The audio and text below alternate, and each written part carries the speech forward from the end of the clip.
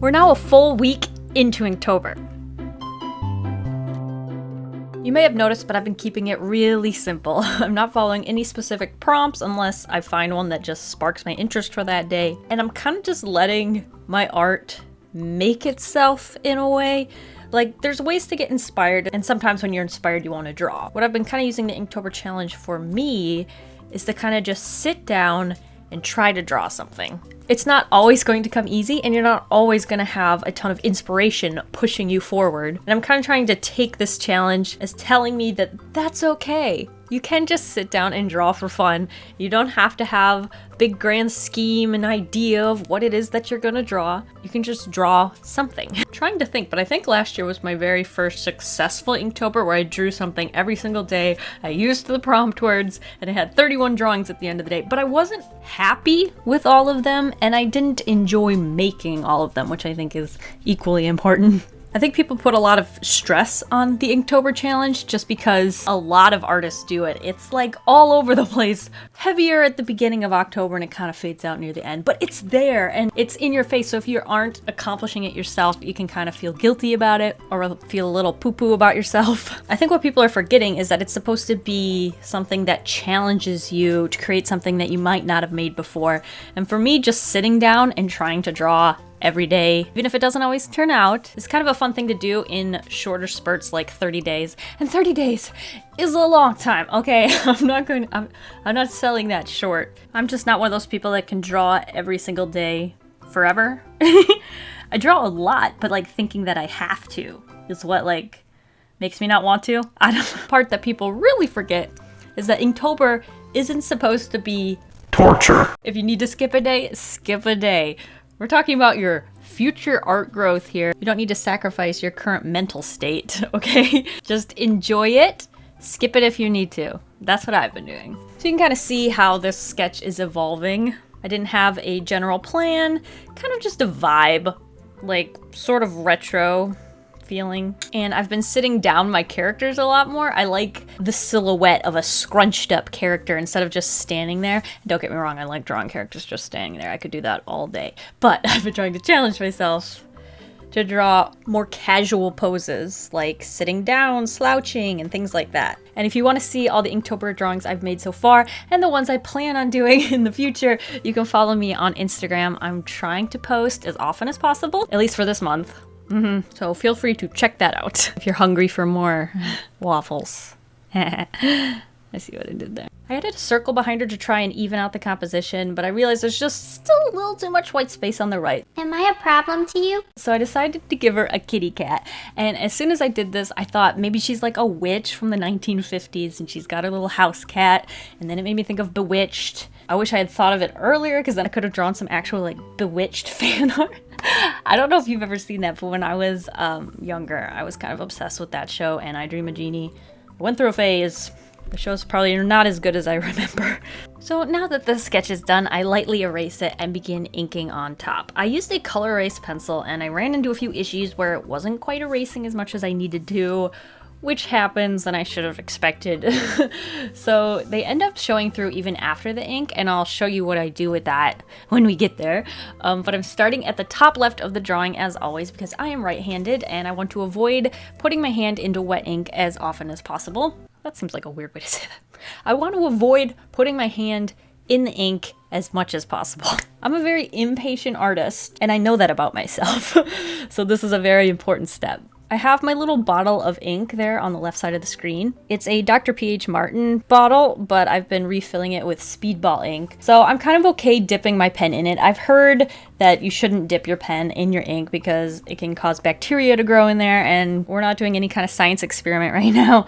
So you want to avoid that, but I kind of go through the black ink so quickly it doesn't really matter for me. And then I have a large Speedball bottle that I do not contaminate in any way, and it works for me. It was around this point where I was doing the line art and I noticed that the limbs were kind of long. So I guess this is a tall character. The only problem was it wasn't intentional. And I run into this problem a lot when I draw on my desk, because if you've ever drawn flat on a surface while you're sitting upright in a chair, you're looking down at your drawing from an angle. And the perspective is going to be different than when you're looking at it from straight above, like the camera angle is. So the camera is seeing it exactly as it is, whereas from my point of view, it's going to be slightly distorted, and any elements on the lower half of the drawing are going to appear larger than the elements at the top of the drawing, like her head. The biggest problem that this will cause me is like usually really, really long necks and really, really long legs and weird things like that. This drawing has a really long torso because the legs are scrunched up, so they can't really be elongated as much as I usually do.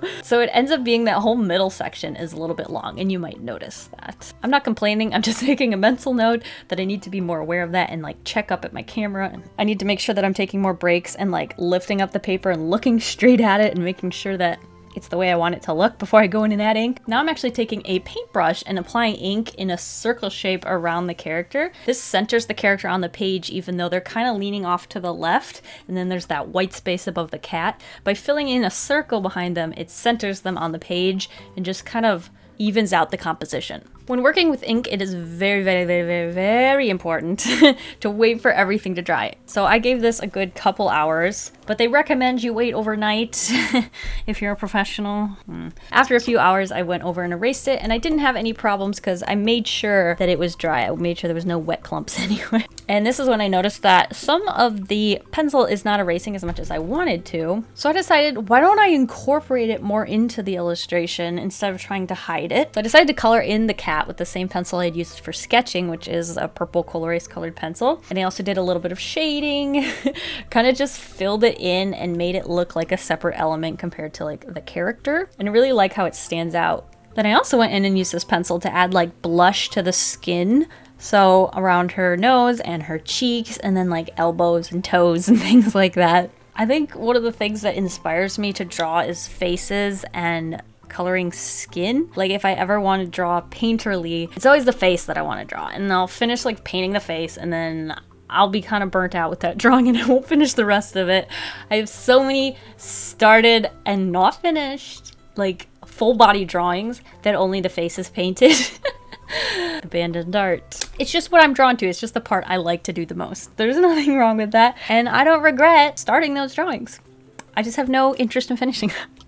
Now I'm moving into adding in the shading, and the way I'm going to do this is by mixing the ink with water to get different tones. I actually ended up with 3 different tones, a light, a medium, and a dark. They're all pretty light because I mixed a lot of water in there because I don't want them to get mixed in with that circle background or with any of the line art. I want them to definitely stand alone. I started by coloring in the hair. I thought this might be one of the darker elements of the drawing, but looking back with hindsight, I think I should have left the hair completely white and then colored in the skin darker, just because the hair interacts with that dark circle behind it the most, so having that white contrast I think would have been really cool. I also used this same color to add shading to that back leg that she's sitting on. This separates it from the front leg and gives it some depth. Here's me lazily using my spray bottle to fill my palette. I hate getting up and going to the sink. It's like 17 steps there and back. That's over 30 steps. So my pedometer is not prepared for that sort of physical activity, so I like to use my spray bottle. Anyway, I mixed a darker color this time, and I'm using this to color in the character's outfit. I pictured the outfit having really bold, big shapes like circles and triangles, like a really out there vintage pattern. But when I started coloring in the skirt, I threw that out the window. Oops. And then when I got up to the top, I remembered it. So I started adding in circles, but I didn't put enough thought into it. It was kind of like, oh, oops, I forgot. And then I started adding in these circles, and then they look like this, which I don't hate, but I pictured there being like a mixture originally of shapes, like triangles and circles and squares and things like that. But this ain't bad. I think it does have a bit of a vintagey vibe that I'm digging. I think at this point I realized there wasn't enough contrast, so I went in and darkened the entire skirt section of her dress. I pictured it being a dress. It's like an empire waist. What's that? Cowl's neck? What is that called? Guess it's just an oval neckline? I thought there was like a boat neckline or something. Anyway, let me Google boat neck. Yeah, it is a boat neck. Okay. And I basically just added darkness wherever I thought it needed, like just a little bit of extra depth. And I think by darkening up the hair, it actually made her face pop a little bit more, which gave me the idea to start shading in the face. I know I had already done it with the pencil, but I thought by adding in a little bit of ink, I could really make it pop even more and give it some more dimension. Then I used a white gel pen. My current favorite is the Sakura Decoress white gel pen. And I used this to add some little magic sparkles in the sky. They could be stars, like she's sitting on the roof or something, looking up at the sky. I don't know. That's up for interpretation. I mean, in reality, it's just a bunch of lines and blobs on a piece of paper. So if you can get anything from it, I'll be happy. Then I waited for it all to dry again. This didn't take quite as long because the ink is now saturated with water, which is going to dry faster than ink usually does. So about like an hour maybe later, I went in with my Sakura Decoress white gel pen again, and I started adding in little like pops and like pizzazz, you know, like hair strands coming off of her hair that makes it look less like a solid shape, and little highlights on her cheeks and her nose, and like hands and knee caps and things like that. I also added like a little stripe at the hem of her skirt with like contrasting thread. And I tried to resist it, but I just couldn't.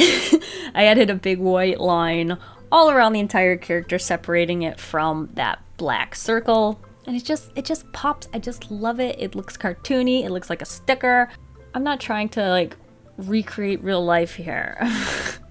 If that's what I wanted, I would have gotten into photography. Oh, and then I actually used my colorist pencil to add a little bit more pink here and there.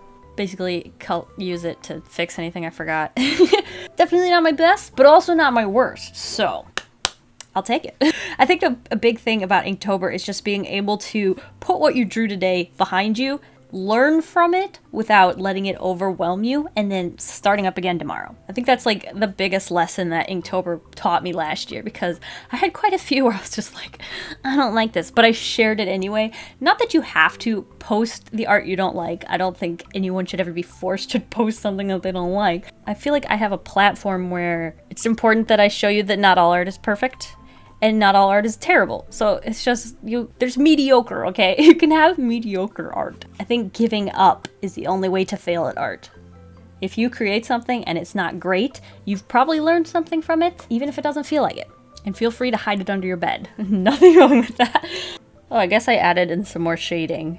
Oh, I like that. I forgot about that. I added shading on the dress. It gives it a lot more depth and makes it look less like a flat shape. And here we have my finished drawing for today's Inktober. Again. Anyway, thank you guys for watching. I hope you enjoyed coming along with me on today's Inktober journey. If you want to follow the entire Inktober journey, I'll be posting as much as possible over on my Instagram, and I'll have a link in the description for that. Good luck with all your little inky drawings. Now I want to draw squid. Anyway, thank you guys for watching. I'll see you guys all next week, and I hope you have a delicious evening full of waffles. Bye!